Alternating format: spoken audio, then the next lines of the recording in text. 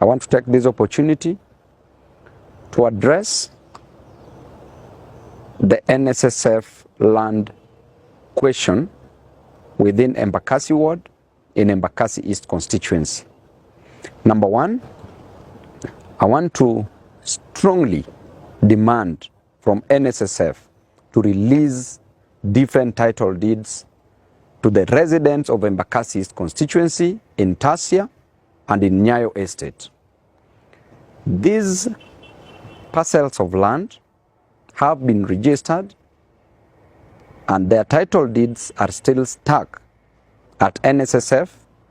Monies have been paid to NSSF, but NSSF has still up to date refused, or rather delayed, to release title deeds, and therefore I demand, and if you don't release these title deeds, I will have no option but to organize for a march to NSSF offices where my constituents in Nyayo Estate, my constituents within Tasia will come to your office, march to your office to demand for their title deeds.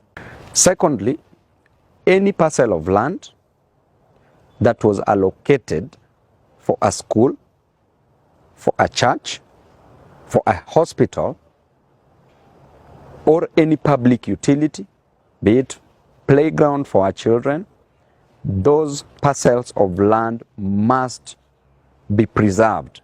Those are parcels of land that are meant for public consumption, and therefore they should be left as a public utility without any interference. As a member of parliament, I am demanding that such parcels of land be specifically retained for those specific duties, or rather the roles. I will construct several schools within Embakasi's constituency. Right now we are doing Donholm Secondary School. It's ongoing. I'm just awaiting its completion. Then after that, there's a primary school that we're going to construct in Tasia. We have already allocated a parcel of land that we are going to do a public primary school, plot number 3334 within Tasia.